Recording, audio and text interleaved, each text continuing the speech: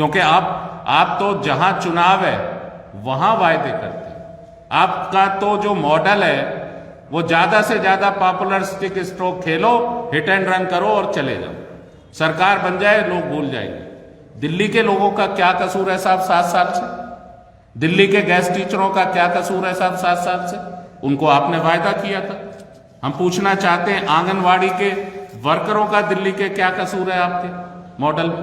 2017 में आपने आंगनवाड़ी को आपने जो मनोदय बढ़ाया था मामूली सा, 58 दिन की हड़ताल के बाद 2017 में 20,000 आंगनवाड़ी वर्कर में थोड़ा सा आपने बढ़ाया था, लेकिन उसके बाद जब केंद्र सरकार ने बढ़ोतरी की 11 सितंबर 2018 को, उसके बावजूद आज तक आपने वो नहीं बढ़ाया डीए, किसी तरह की कोई उनकी जो सैलरी है उसमें कोई बढ़ोतरी आपने नहीं की, जबकि केंद्र सरकार ने भी उसमें बढ़ोतरी का मापदंड तय कर दी। आज दिल्ली के जो आंगनवाड़ी के कार्यकर्ता है, जो हमारी बहन माँ बेटी वहां सेवा दे रहे हैं आंगनवाड़ी में, आज आपके चीफ मिनिस्टर के घर के आगे अपनी मांगों को लेकर अनिश्चितकालीन हड़ताल पे, आपको उनसे मिलने का समय नहीं।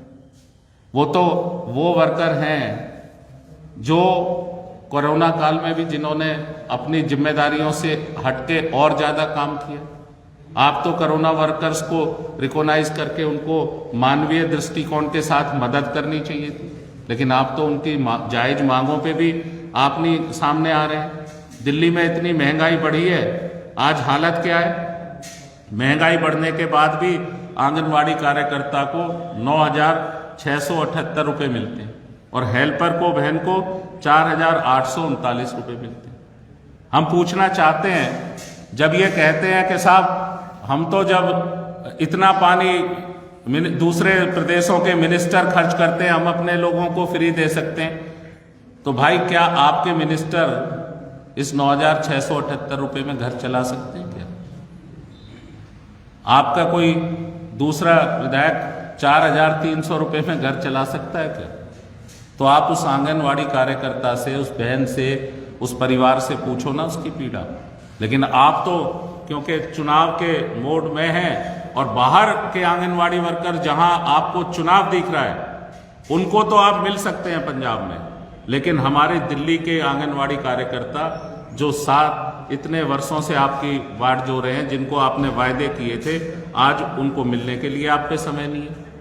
आप ना सिर्फ मुख्यमंत्री, डिप्टी चीफ मिनिस्टर, बल्कि कोई मंत्री, कोई विधायक, कोई आश्वासन तो सरकार का दे गैस टीचरों को, आंगनवाड़ी के लोगों को। भाई इसका मतलब क्या है? क्या दिल्ली में सरकार नाम की चीज नहीं है अभी?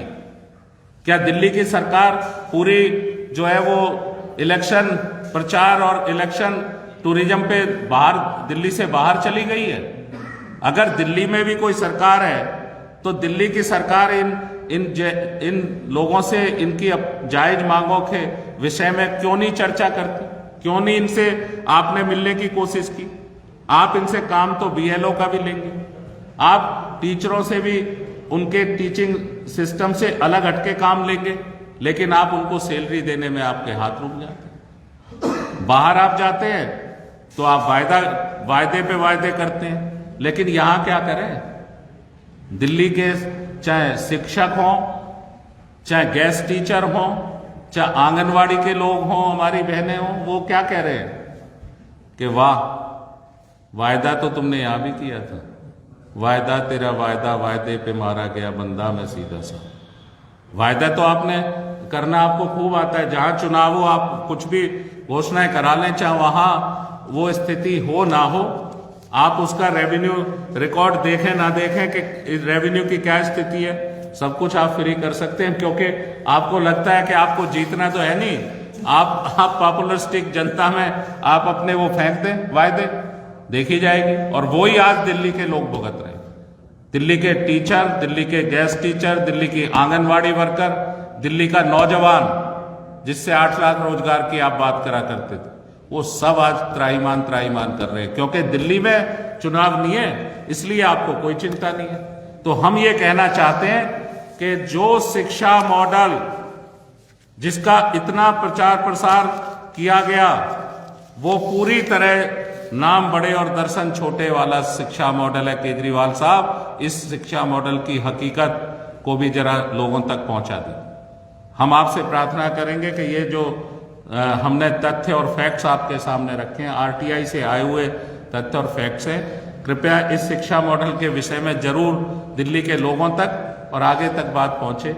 आपने समय दिया, बहुत बहुत धन्यवाद।